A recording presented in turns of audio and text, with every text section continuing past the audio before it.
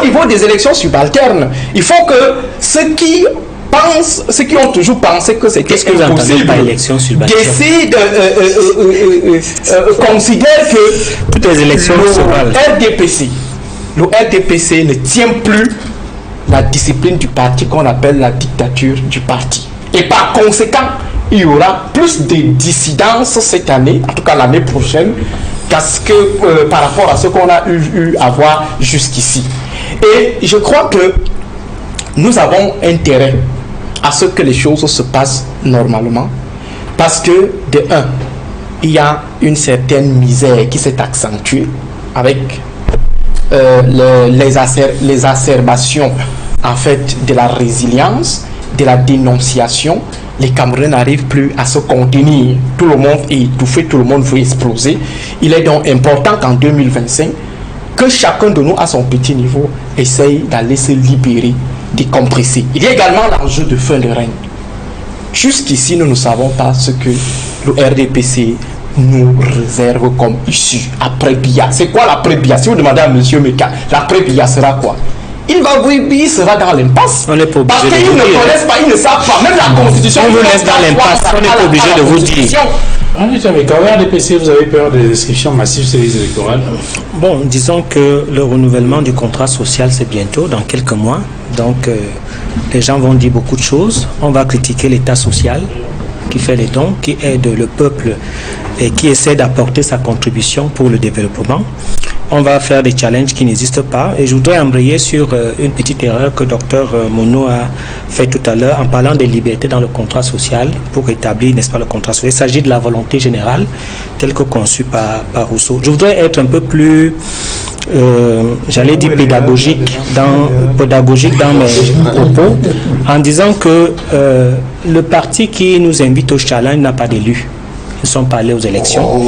Donc, naturellement, c'est un parti qui n'a pas de territoire politique. Il faudrait savoir que ELECAM fait son travail. ELECAM est chargé, n'est-ce pas, de l'organisation des élections et de la supervision. Il y a des commissions mixtes, vous avez parlé de ça tout à l'heure, où vous pouvez revoir, n'est-ce pas, les inscriptions et déblayer un certain nombre de problèmes en ce qui concerne les doublons. Donc, il y a même une commission où les partis politiques siègent. Et je voudrais aussi dire qu'il y a une autre instance, le Conseil constitutionnel, qui permet en sorte, n'est-ce pas, qui est le contentieux et qui se charge de la publication des résultats. Donc, je voudrais aller très vite sur les statistiques pour dire que en 2018, il y a eu 6 667 754 inscrits, 3 590 681 votants, dont la moitié. Le taux d'abstention était de 46,15%. La moitié exactement. Oui, notamment plus de la moitié. Voilà. Et le taux d'abstention était de 46,15%, soit 3 077 073 votants. Taux de participation nationale, 53,85%, et les bulletins blancs étaient de 52 716. Pour vous dire que il y a effectivement un problème de participation. 52 000, c'était pratiquement le score de l'UTC. Voilà. Et je vais aller plus loin parce que c'est important. Les plus fortes participations en 2018, le Sud, avec 92,91%, l'Est... L'extrême Nord, 89%, et le Nord, 81%. Très bien. Et l'Ouest, 81%. Et le Sud-Ouest et le Nord-Ouest? Le Sud, la plus faible participation, c'est le Nord-Ouest avec 5%. Ah. Voilà. Et je le dis pourquoi? Je le dis parce que les gens vont bavarder, le MSC va venir dire des choses parfois inacceptables, mais les élections se jouent là, sur la participation, n'est-ce pas, dans un certain nombre de régions. Et je vais revenir également sur le total d'inscrits actuellement.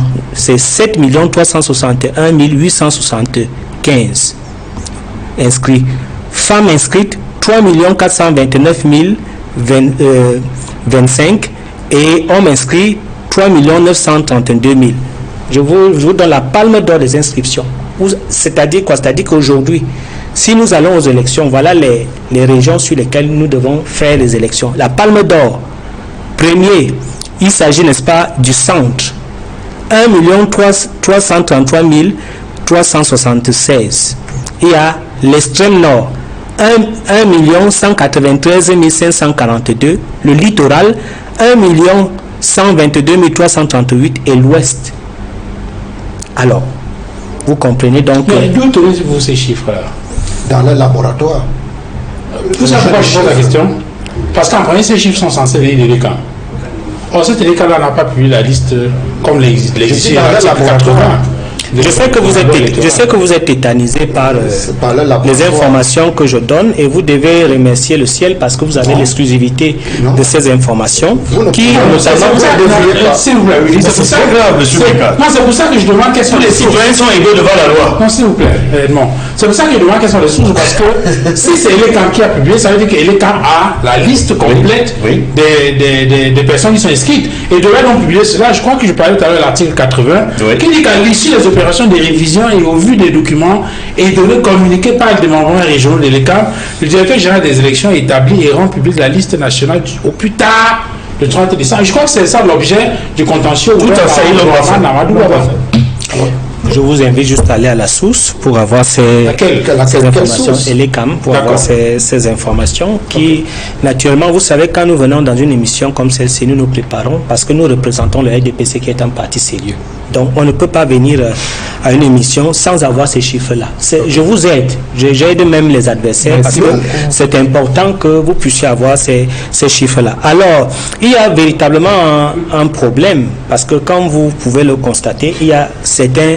Bon, je ne voudrais pas aussi dire que le Sud vient est la lanterne avec près de 255 000 inscrits. Pour dire quoi? Pour dire que... Mais c'est là-bas que le nombre de votants dépasse le nombre d'inscrits. Non, pas toujours et jamais. Ce que je voudrais dire, c'est que... Il y a eu le cas de Biombane, non? Vous avez oublié? Où il y a eu 151 inscrits dans un bureau de vote et je n'ai pas été informé.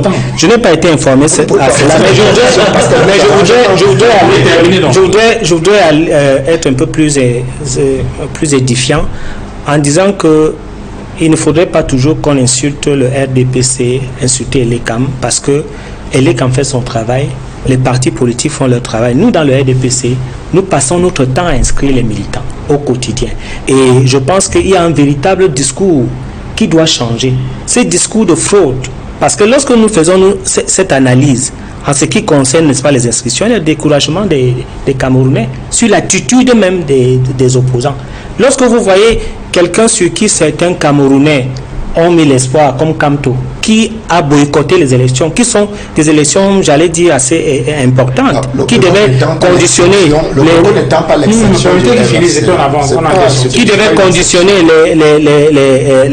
l'élection des conseillers municipaux, des conseillers régionaux, qui devaient amener au niveau, n'est-ce pas, des maires de ville, des présidents des régions.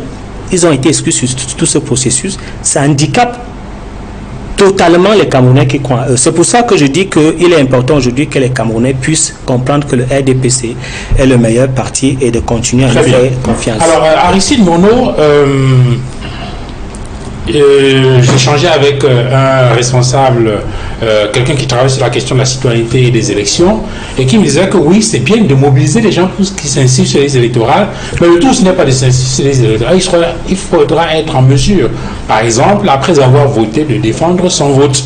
Et cela me fait penser à cet article 113 du Code électoral qui dit immédiatement après le dépouillement, les résultats acquis dans chaque bureau de vote est rendu public. Ce qui fait qu'en principe, à la fin du dépouillement, dans chaque bureau de vote, on doit en principe avoir déjà des éléments précis qui permettent d'avoir des tendances, contrairement à ce que beaucoup de personnes soutiennent.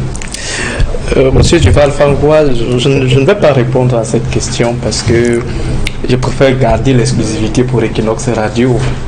Demain matin, nous allons effectivement parler de cette notion de défense populaire des votes ou des comités de vigilance des votes au Cameroun, promis par plusieurs acteurs politiques et parapolitiques. Donc, je laisserai l'exclusivité à la radio demain matin 7h25. Par contre, je parlerai d'abord de l'utilité ou de la nécessité du vote. Il faut dire, comme le rappelait le terme tout à l'heure, que c'est un moment de renouvellement du contrat social. On renouvelle notre lien avec les dirigeants, avec les gouvernants. Et pendant ces opérations, nous avons à choisir les bonnes politiques publiques qui s'appliqueront à nous pendant le mandat, ça veut dire les années à venir. Nous devons donc choisir les bonnes politiques publiques qu'on appelle les offres politiques ou les projets de société, ce qui doit être appliqué au Cameroun dans les prochaines années. Première chose. Deuxième des choses, on choisit les hommes qui vont maintenant implémenter, qui ont produit et qui vont implémenter ces politiques publiques pour notre bien-être. Ça veut dire les candidats. Alors c'est important pour chaque Camerounais, chaque citoyen de manière générale, de contribuer ou de participer au choix de ce qui doit être appliqué pour son bien-être et au choix des hommes qui doivent conduire l'application de ce qui doit être appliqué pour son bien-être. On peut revenir sur des incertitudes qui planent quant à la fiabilité, quant à la potabilité, quant au respect de la voix exprimée, mais toujours est-il que dans le cas d'espèce, cas de 2025, il n'y a pas seulement les élections présidentielles. Oui.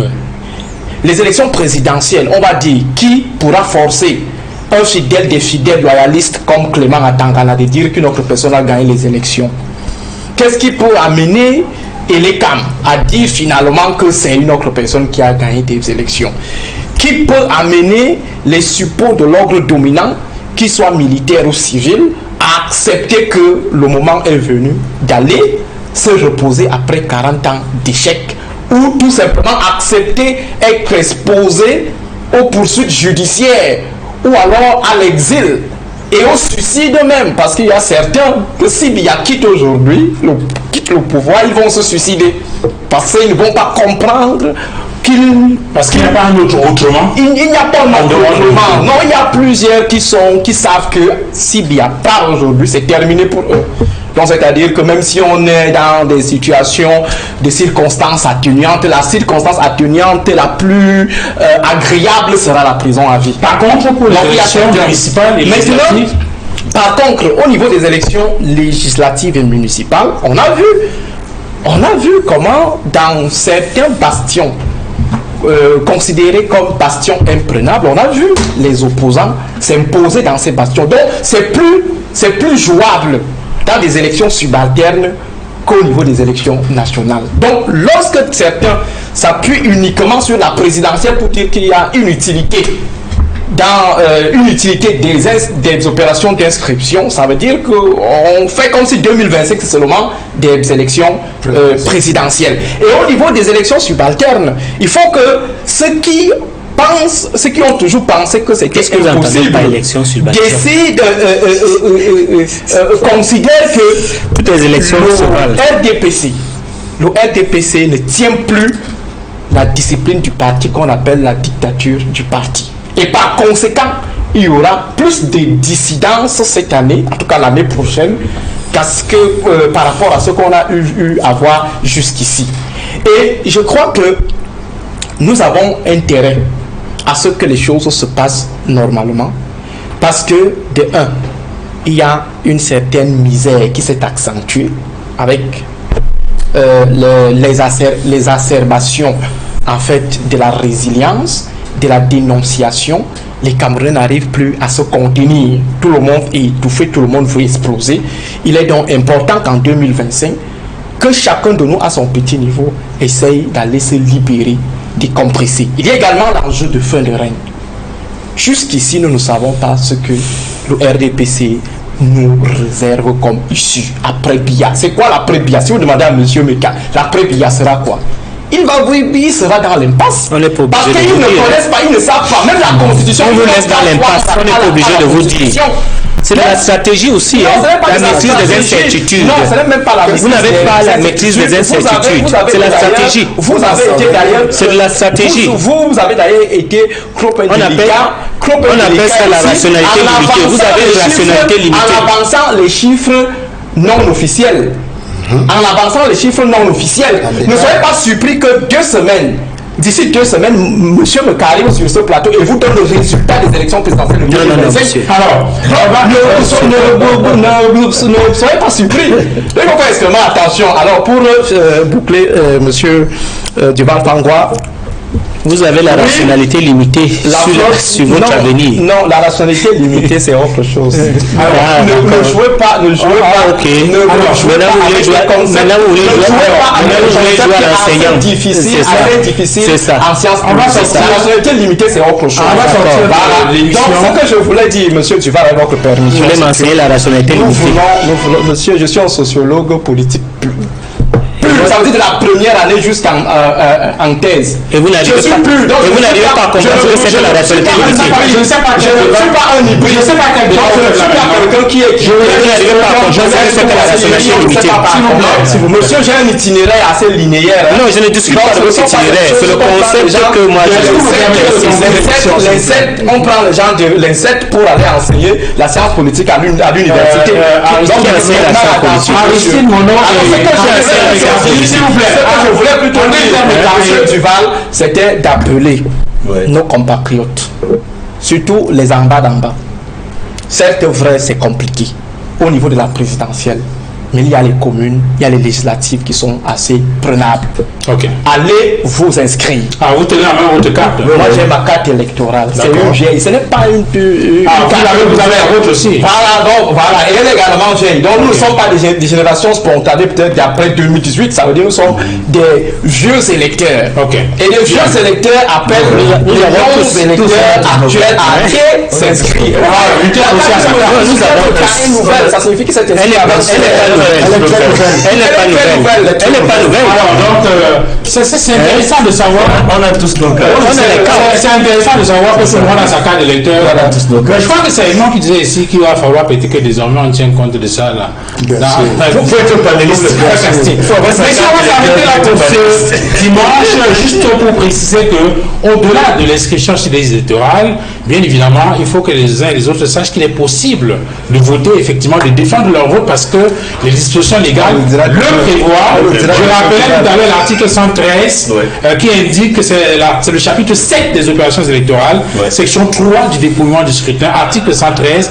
Immédiatement après le dépouillement, le résultat acquis dans chaque bureau de vote est rendu public. Et cela conforte ce que vous indiquez tout à l'heure, à savoir que dans chaque bureau de vote, on peut avoir des résultats et une compilation organisée au niveau des structures communales ou régionales peut permettre effectivement d'avoir des chiffres avant même la publication des résultats officiels.